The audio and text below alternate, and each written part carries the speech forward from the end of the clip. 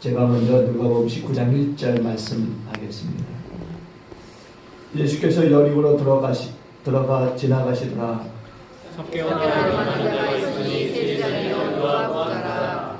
그가 예수께서 어떤 사람인가 하여 보고자 하되 키가 작고 사람이 많아 할 수 없어 앞으로 달려가서 보기 위하여 돌무화과 나무에 올라가니 이는 예수께서 그리로 지나가시게 되더라. 예수께서 그곳에 이르사 쳐다보시고 이르시되 삭개오야 속히 내려오라. 내가 오늘 내 집에 유하여야 하겠다 하시니 급히 내려와 전도하여 영접하되 무사람이 보고 수근거려 이르되 저가 죄인의 집에 유하러 들어갔도다 하더라. 삭개오가 서서 주께 여짜오되 주여 보시옵소서. 예수의 들어가다 가져다 자들에게 주소서오며 만일 그의 것을 속다 빼앗길 일이 없는데 갑절이나 받겠나이다. 예수께서 이르시되 오늘 구원이 이 집에 이르렀으니 이 사람도 아브라함의 자손이미로다. 인자가 온 것은 잃어버린 자를 찾아 구원하려 함이니라.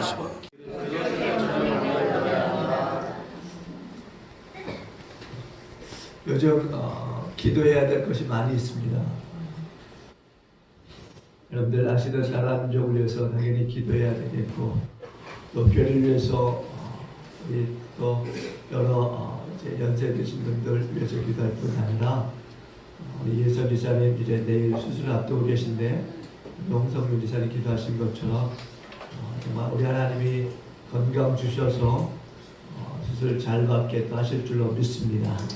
위해서 꼭 기도해 주시고 정말 또 새로 오신 분들도 정말 신앙생활 이곳에서 잘 하실 수 있도록 정말 여러분들 위해서 또 중보하실 수 있기를 바랍니다. 오신 분들이 정말 이곳에서 주님을 계속적으로 만나고 은혜를 받아서 정말 하나님의 나라와 의를 위해서 정말 아낌없는 헌신의 삶을 살아갈 수 있도록 위해서 꼭 기도해 주시기 바랍니다. 이소부화에 이런 재미있는 이야기가 있어요. 나이를 먹어가면서요 머리카락이 이제 희끗희끗해져가는 한 중년 남자가 있었습니다. 그런데 이 중년 남자에게는요 2명의 아내가 있었어요. 한 명의 아내는 굉장히 젊었고요. 다른 아내는 반대로 나이가 많았습니다. 그런데 문제는 여기에 있었던 거죠. 남편보다 자기가 나이가 많다라고 생각한 아내는 자기가 나이 어린 남편과 산다고 하는 것이 너무 창피했어요. 그래서 남편이 자기를 찾아올 때마다 남편을 젊게 보이는 그런 검은 머리카락을요 보기가 싫어서 이제 눈에 띄는 대로 뽑아버렸어요. 그런데 한편 젊은 여자도요 자기가 나이 많은 남편과 산다고 하는 것이 너무 싫어서요 부끄러운 나머지 남편이 자기에게 올 때마다 무릎에 눕게 하고서는요 남편을 늙어 보이게 하는 그 하얀 머리카락을 뽑아버리기 시작했어요. 여러분 한번 생각해 보세요. 두 아내에게 왔다 갔다 한 남편의 머리가 어떻게 되었을까요? 대머리가 되었습니다. 두 아내로부터 차례대로 흰머리와 검은 머리가 하나씩 뽑혀갈 때마다 그는 늙어갔고 또한 그는 머리카락이 없어지기 시작하는 거죠. 그래서 남김없이 다 뽑힌 남편은요 이제 나이를 알아볼 수 없는 대머리가 되어진 거예요. 이런 비극이 이 남편에게 그러면 왜 생겨났을까요? 두 아내가 서로요 나이 많은 남편을 두었다, 또 너무 젊은 남편을 두었다고 생각했기 때문에 어처구니없이 일어난 일이었다라는 거죠. 남편에 대한 이 열등감과 남편과 자신들 더 비참하게 이끌어가는 그런 모양이 되어진 거죠. 오늘 주신 이 말씀을 보면은요 예수님께서 이제 여리고성에 입성하고 계십니다. 그때 마침 그곳에 삭개오라고 하는 세리장이 살고 있었어요. 그런데 이 사람은 부모가 지어준 이름대로 살지 못하고 있었던 거죠. 부모님은 좀 의롭고 순전한 사람이 되라고 하는 그 뜻으로 삭개오라고 하는 이름을 지어주셨어요. 그런데 그는 이 이름에 걸맞지 않는 삶을 살고 있었던 거죠. 의롭고 순전하기보다는 세상 욕망에 사로잡혀 사는 사람이었어요. 그 그가 그 당시에 여리고성에서 세리장이라고 하는 이 고위직에 오른 것만 보더라도요, 굉장히 적극적이면서 도전적인 그런 삶을 살았던 사람이다라고 하는 것을 볼 수 있는 거죠. 세리장이라고 하는 이 점잖은 신분도 아랑곳 하지 않고 돌 무화과 나무에 올라가서는 예수님을 만나보려고 했던 그 모습만 보더라도 이 사람은 찬스에 아주 강한 사람이었다라는 것을 우리가 알게 되고요. 자기의 목적을 이루기 위해서는 수단과 방법을 가리지 않는 그런 사람이었다라는 것을 또한 알게 되는 거죠. 또 예수님을 만난 이후에는 어떻게 했습니까? 자기의 이 재산의 절반을 뚝 잘라서는 가난한 사람들에게 나누어 준다라든가, 소교 빼앗은 것에 대해서는 무려 내갑절로 갚겠다라고 하는 그런 대담성을 보여주는 것을 보더라도 이 사람은 작은 키에 비해서 스케일이 아주 큰 사람이었다라는 것을 알 수 있게 되는 거죠. 그런데 이 삭개오에게는요, 한 가지 핸디캡이 있었습니다.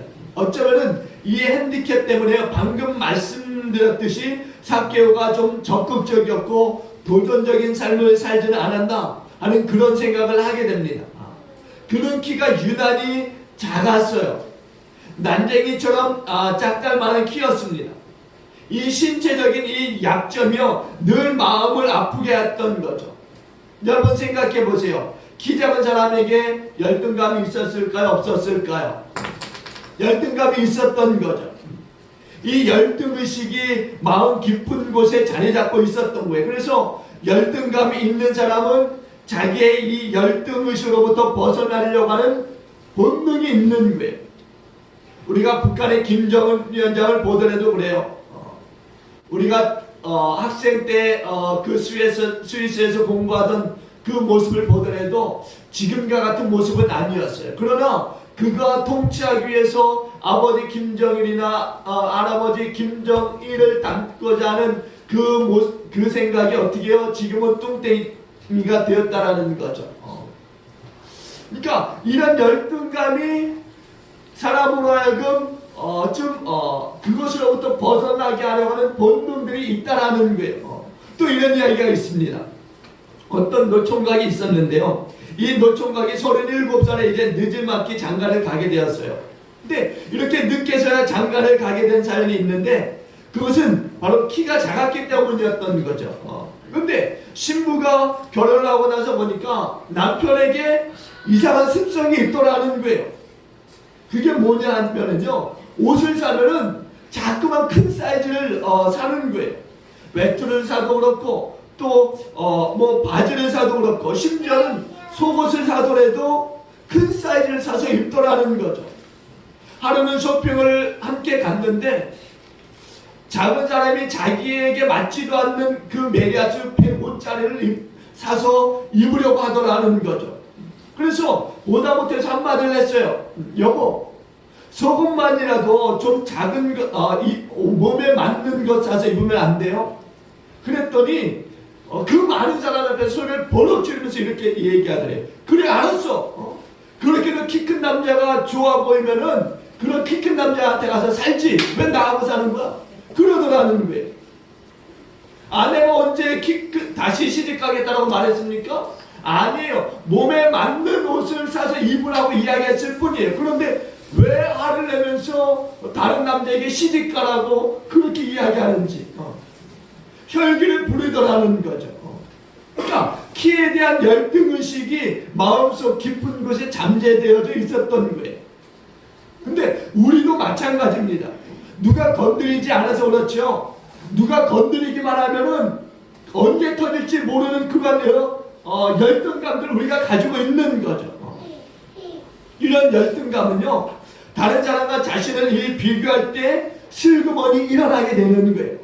비교의식을 통해서 열등의식이 싹트게 되는 거죠. 잘생긴 사람을 보면은요, 내 자신이 못생겼다라고 그렇게 생각할 때 외모에 대한 열등의식이 생겨나고, 또 학력이 낮은 사람이 학력이 높은 사람과 비교하게 되면 학력에 대한 그 열등감이 일어나게 되는 거죠. 좋은 가문의 이 사람에다가 자기 자신을 비춰보게 되면은 가문에 대한 열등의식이 자신도 모르게 일어나게 되고, 물질이 많은 사람, 또 좋은 직장에 다니는 사람 등 자신보다 뭔가 좋고 높다라고 하는 그 사람들을 좀 올려다보게 되면은 항상 그 비교의식 때문에 자기도 모르는 사이에 열등의식이 싹트게 되는 거죠. 근데 문제라고 하는 것은요, 이런 열등의식을 우리가 어떻게 대처해 나가느냐 하는 거예요. 그 대응 방법이 중요한 거죠. 열등의식이 없는 사람은 아무도 없습니다.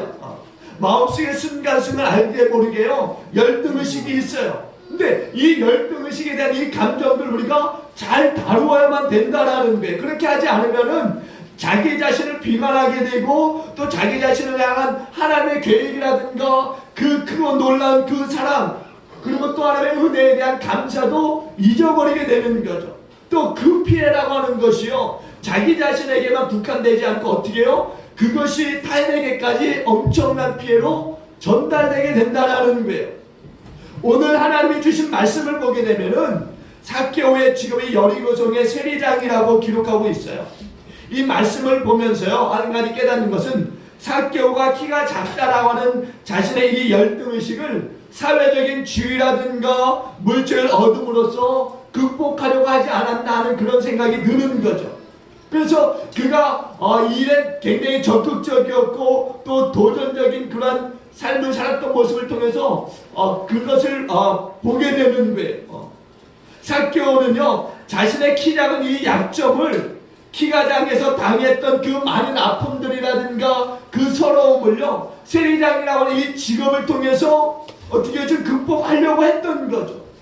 이 직업으로 돈을 많이 벌어서 자기에게 아픔을 주었던 이 세상을 좀 어떻게 해요? 좀 맞서 싸워보려고 했던 거죠. 그래서 뭔가 자신이 얻은 그 부와 명예를 가지고 좀 떵떵거리면서 보란듯이 살고 싶었던 마음이 있었던 거예요. 그런데 당시의 세리라고 하는 이 직업은요, 사람들로부터 환영을 받는 그런 직업이 아니었어요. 이 직업은 어떻게 보면은 면허증 가진 날강도라는 거죠. 면허증 가진 날강도. 삭개오 시대는요, 이스라엘이 로마 제국에 의해서 지배를 당하고 있었던 때였습니다. 그렇기 때문에 동족들로부터 좀 욕을 먹는 직업이었다는 거예요. 아니, 좀 욕을 먹는 게 아니라 아주 많은 욕을 먹는 직업들이었어요. 막강한 군사력을 가졌던 이 로마의 앞잡이가 바로 세리들이었기 때문에 그랬던 거죠. 자기 동족들로부터 세금을 걷어요. 그런데 정해진 세금만 걷는 게 아니에요. 더 걷는 거예요. 더 걷어요. 그래서 로마 정부가 할당한 그 목백만 가지고서 어떻게 해요? 그 목백만 채워서 주고 나서 나머지는 다 자기가 착복해서 자기 것으로 만드는 거죠.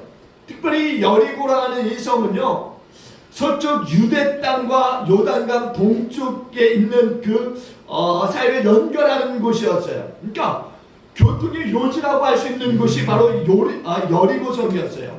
그래서 일반적으로 걷어들인 세금뿐만이 아니라 이 관세 수입이 있었던 관세 수입. 그러니까 굉장히 이 세리라고 하는 직업이 그 지역에서는 굉장히 뭐랄까 좀 짭짤한 그런 직업이었던 거죠. 그러니까 노른자 위의 땅에서 삭개오는 자신의 그 세리라고 하는 직업을 통해서 열등감을 좀 벗어나려고 했던 거예요. 그래서 그곳에서 이제 많은 돈을 거둬서 어떻게 해요? 로마에 갖다 바치면서 또 뒤로는 자기의 부를 축적했던 거죠.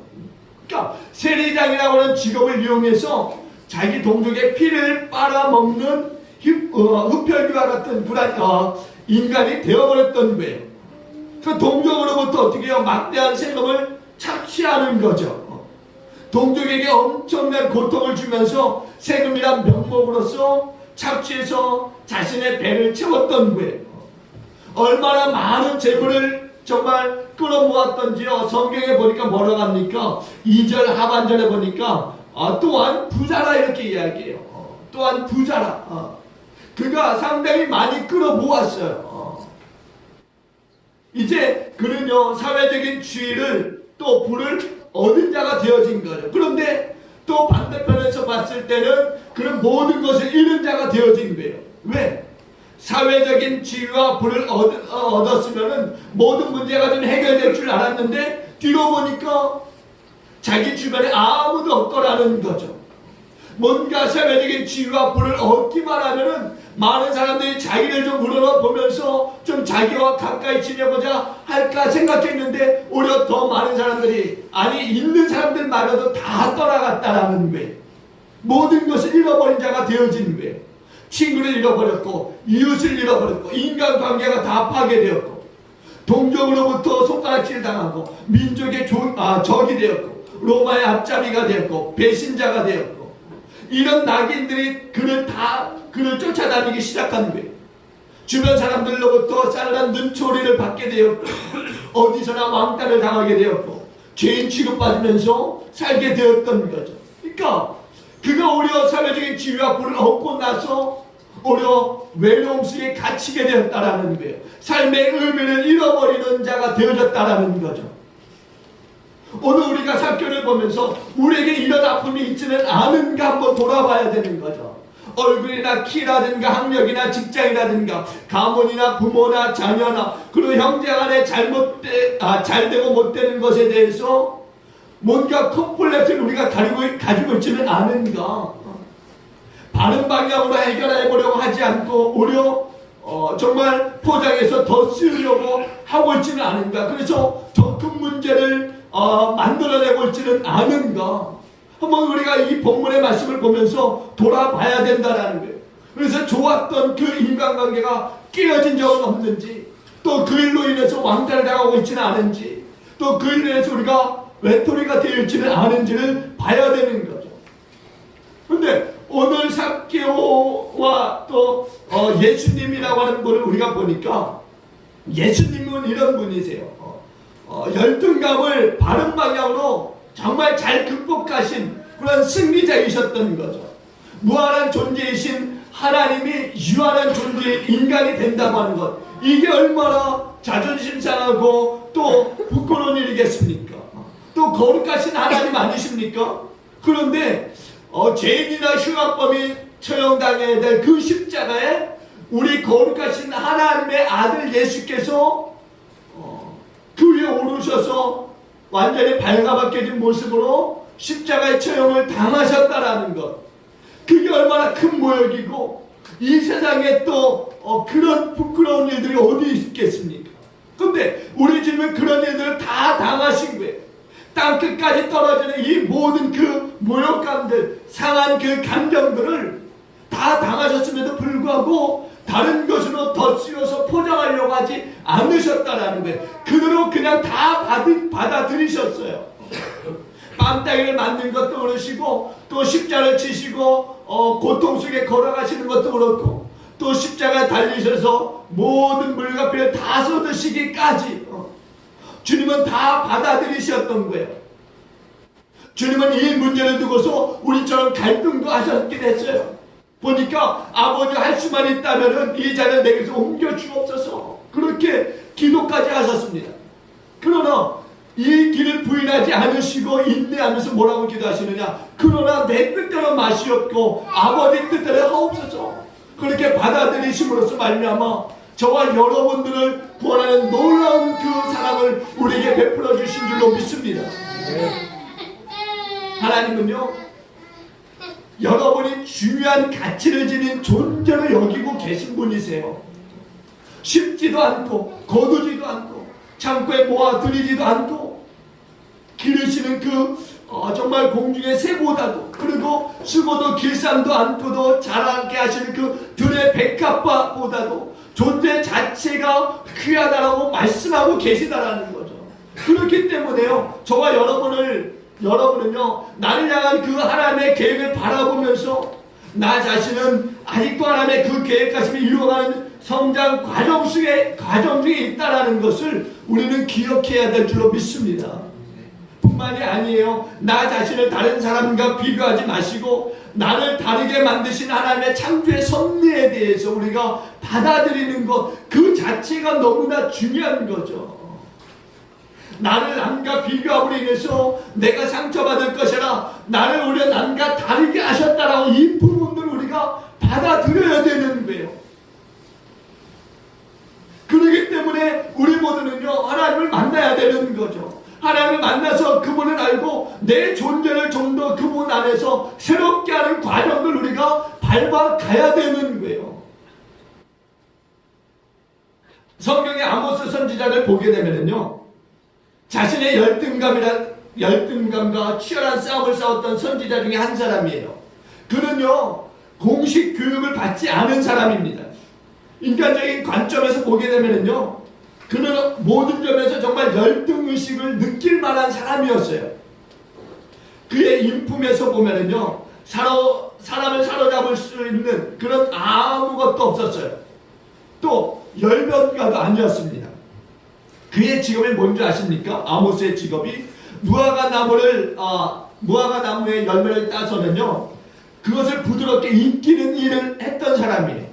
근데 하나님은 이런 아모스를 베델의 제사장 아마샤에게 보내서는요, 하나님은 메시지를 전하게 하시는 거예요. 그것도 제사장 아마샤에게.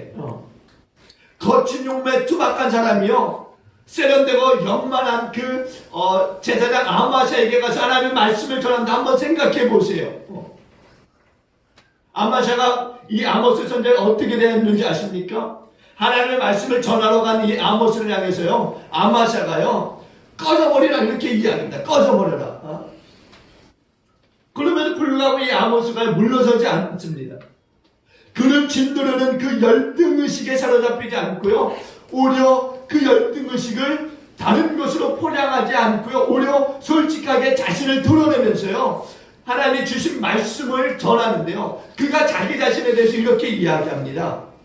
아모스 7장 14절로 15절에 넘어가서 보니까 이렇게 이야기해요. 나는 선지자가 아니며 선지자의 아들도 아니요, 나는 목자요, 뽕나무를 배양하는 자로서 양떼를 따를 때 여호와 하나님께서 나를 데려다가 내게 말씀하시기를 아마샤에게 가서 예언하라 해서 왔다, 이렇게 이야기합니다. 그러니까 나는 선지자도 아니고 선지자의 아들도 아니다. 나는 목자도 아니다. 그냥 뽕나무의 열매를 배양해서 그것을 따서 이기는 일을 하는 사람이다. 다만 하나님께서 나를 데려다가 주신 말씀을 당신에게 전하기 위해서 왔다, 이렇게 이야기하고 있다라는 거예요. 아모스를 만나주시니 하나님께서 아모스는 자신의 존재를 알게 되는 거죠. 그리고 현재의 모습에 대해서 보잘것없지만은 그럼에도 불구하고 하나님이 맡겨주신 그 사명을 감당해야 함이 하나님의 계획하심을 알고서는 그의 그 사명의 자리에 나가서 그것을 감당해가는 아모스를 보게 되는 거예요. 또 우리가 요한복음 4장에 보면은 수가성의 여인을 보게 됩니다. 그는 부끄러운 여인이었어요. 남편을 5이나 두고 있었던 여인이었습니다. 그래서 남들이 그 물을 길르러 오지 않는 그 뜨거운 때앞볕에 그 낮 시간에 와서 물을 길르는 여인이었어요. 그런데 그 시간에 공교롭게도 예수님을 만나게 되는 거죠. 그런데 예수님이 자기가 누구인가를 너무나 잘 알고 계신 거예요. 그리고 그 여인이 예수님을 만남으로 어떻게 변화됩니까? 그가 이제는 자기가 부끄러운 그 모습을 다 알고 계신 그 예수님에 대해서 오히려 마을 동네 사람들에게 선전하는 거죠. 와서 보라, 이는 그리스도가 아니냐, 이렇게 마을 사람들 향해서 오히려 이야기하는 수가성 여인을 우리가 보게 되는 거죠. 이처럼 자신들의 이 열등감을 오히려 하나님을 만남을 통해서 극복해 가는 그런 사람들 우리가 성경 속에서 보게 되는 거예요. 어느 날 외롭고 고독했던 삭개오에게 마음을 사로잡는 아주 기쁜 소식이 전해집니다. 바로 나사렛에 관한 그런 소식이었어요. 가색 병든 자를 고치시고 외로운 자의 친구가 되시고 고통받고 있는 자, 또 소외된 자 위로가 되신다고 하는 그분을 이제 만날 수 있는 기회가 오게 되는 거죠. 그분이 여리고성에 오신다는 거예요. 그래서 그분만 만나면 목마른 인생의 이 갈증을 좀 풀 것 같았던 거예요. 친구 없는 그 외로움도 극복할 수 있다라고 생각하게 된 거죠. 그래서 삭개오는 예수님을 만나는 이 기회를 놓칠 수가 없었던 거예요. 근데 이 만남을 가로막는 장애물들이 있었어요. 그게 뭐냐? 바로 자기보다 키 큰 사람들이었어요. 그 사람들이 또 예수님 만나는 그 일에 가로막힘이 되어지는 거예요. 자기의 치명적인 그 열등감을 안겨줬던 그 키가 또다시 문제가 되어진 거죠. 근데 그는 이제 키 작은 것을 탓할 수만 없었던 거예요. 바로 앞에 계신 주님을 만나야 했던 거죠. 그래서 어떻게 합니까? 마침 옆에 있는 그 돌무화과 나무 위로 기어 올라가기 시작합니다. 세례장이 될 만큼 지극히 나이 먹은 사람이었어요. 그럼에도 불구하고 체면도 이제 생각지 않고 오직 주님을 만나겠다는 그 열망으로 돌무화과 나무 위에 오르기 시작했던 거예요. 그러니까 믿음의 삶이라고 하는 것은 삭개오처럼요 장애물을 좀 밟고 앞으로 나아가는 모습이어야 한다라는 거죠. 정말 우리도 삭개오처럼 나무 위로 좀 기어 올라가는 그런 모습이 있어야 된다는 거예요. 여러분이 정말 오늘 어떠한 태도로 이 예배의 현장에 와서 예배를 드리는지 알 수는 없습니다. 그러나 정말 생명을 걸고 예수님을 만나기 위해서 정말 삭개오처럼 나무 위에 기어 올라가는 그 힘을 다한 그 모양으로 이 예배 현장에 있는지 우리가 한번 돌아봐야 되는 거죠.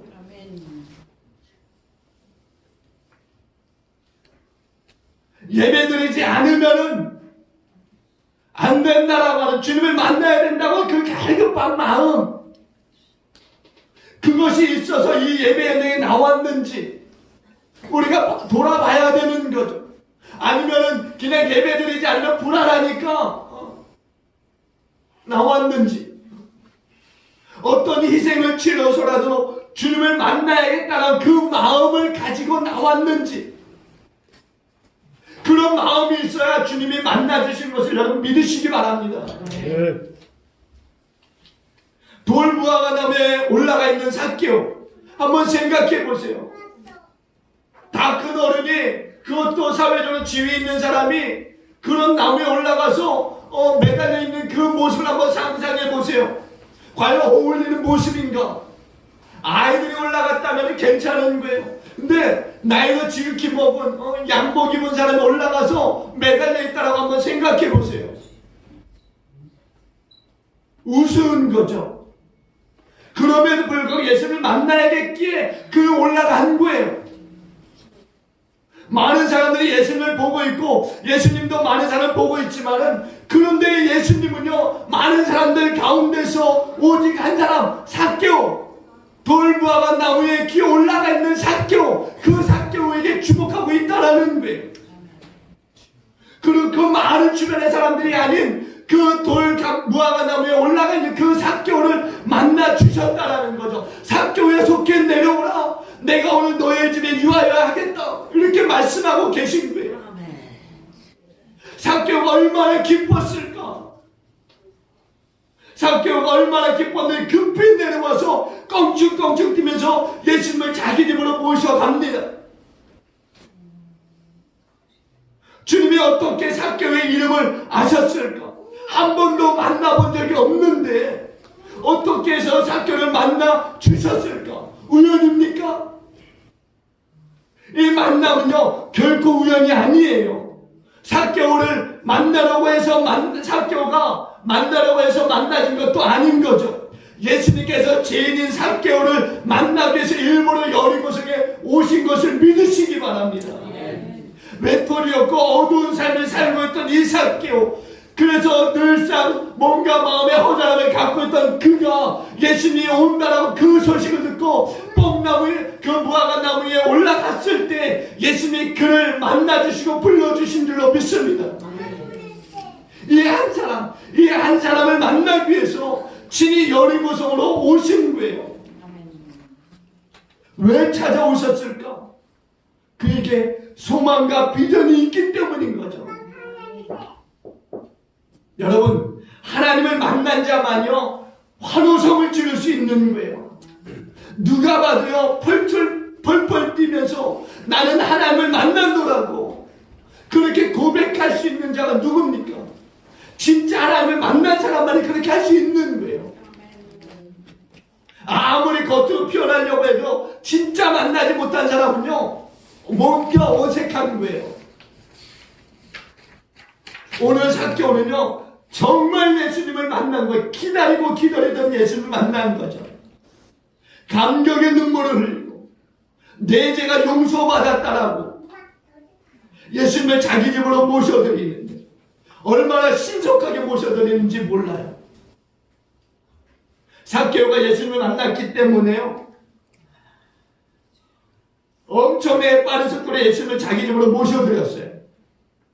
그러고서는요, 예수님께 이렇게 고백하는 거죠. 주님, 가난한 자들에게 재산의 절반을 뚝 떼어주겠습니다.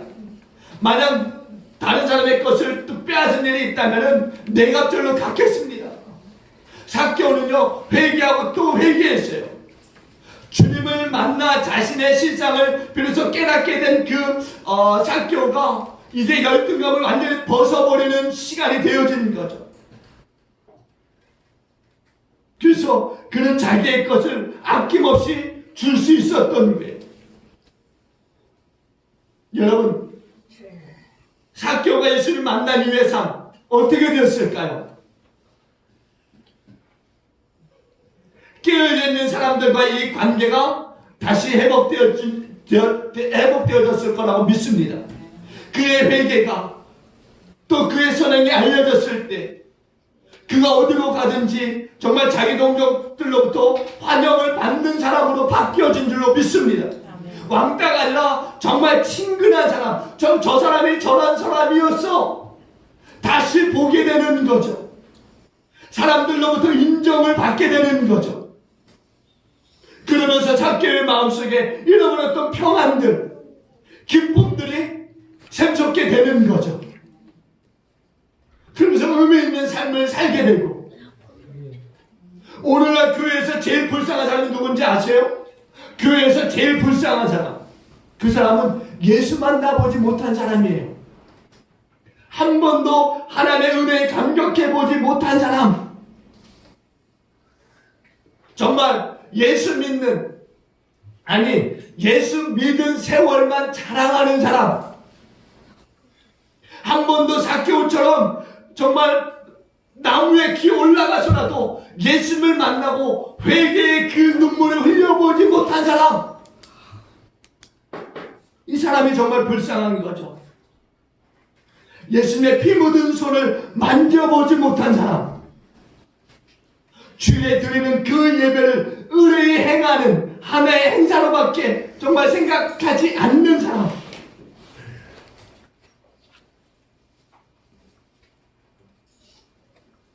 어쩌면은요, 우리가 사는 그 길목마다 우리 예수님이 계신지도 몰라요.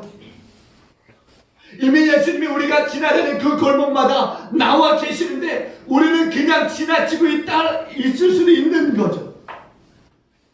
개인적으로 만나주시길 원하는데 우리가 그 예수님의 그 시선을 외면하고 다니고 있는지도 모르는 거죠.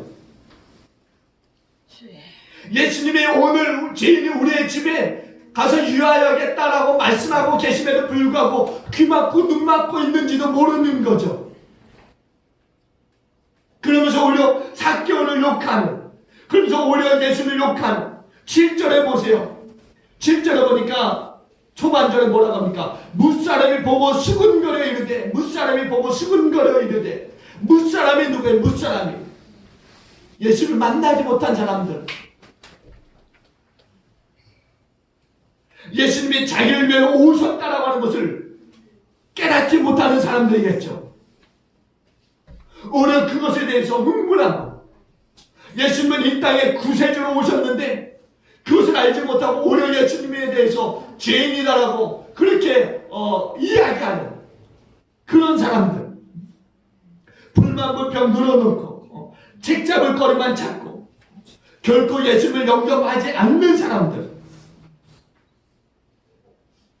사랑하는 교회 여러분, 나가셔서 예수를 만나고자 하는 그런 기대와 목마름이 있기를 주 여러분 축원드립니다. 주님께서 여러분 한 사람 한 사람을 만나기를 원하시고 계세요. 여러분에게 정말 주님의 시선이 고정되어 있던 것에, 고정되어 있음을 있음을 믿으시기 바랍니다. 주님은요, 여러분을 사랑하세요. 주님은 여러분 한 사람 한 사람을 만나시기를 원하십니다. 여러분 한 사람 한 사람에게 관심이 있으세요. 더 이상의 이 열등감을 포장할 필요 없습니다.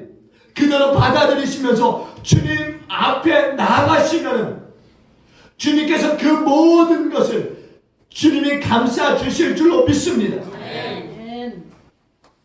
그러기 위해서 이 땅에 주님이 오신 거예요. 우리의 모든 수치, 모멸감, 그 죄된 모습들 다 감춰주시고자 오신 거예요.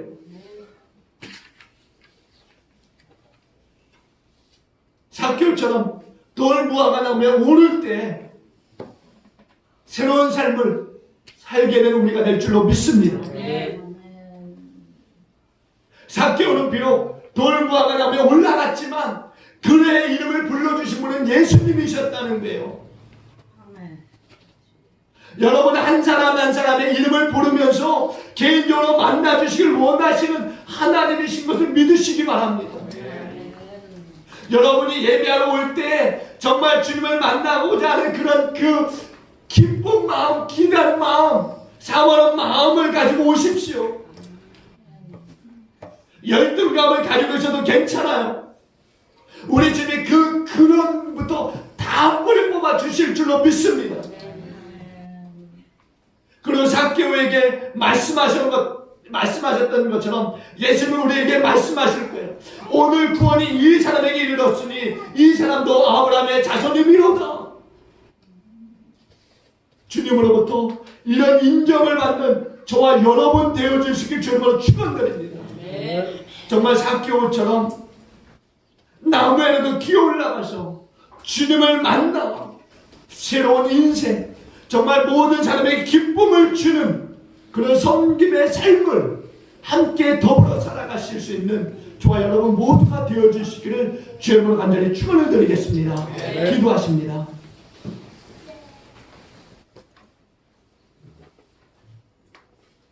좋으신 하나님 감사합니다. 비록 우리가 죄인이었지만 주님 우리를 만나주심으로 우리의 이름을 불러주심으로 우리가 구원을 받고 이렇게 하나님의 자녀로 살게 하신 것을 감사합니다.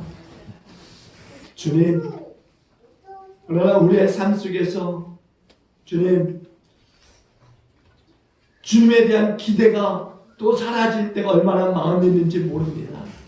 주님 우리를 불쌍히 여주시고 오늘 삭개오처럼 날마다 나무 위로 올라가서 주님을 만나고자 하는 그 마음들로 가득 채워 주시옵소서. 그래서 정말 주님을 만나는 그런 인생을 우리가 날마다 살게 하여 주시옵소서. 정말 주님 때문에 살아가는 우리 인생 되게 하여 주시옵소서. 주님 우리를 불쌍히 여주시고 긍휼 베풀어 주시옵소서. 그래서 우리의 마음에 삭개오와 같은 그런 사모하는 마음들이 넘쳐흐르게 하여 주시옵소서. 주님 그렇게 하여 주실 줄로 믿습니다. 감사드리며 우리를 구원하신 예수님 귀하신 이름으로 함께 기도를 합나이다. 아멘.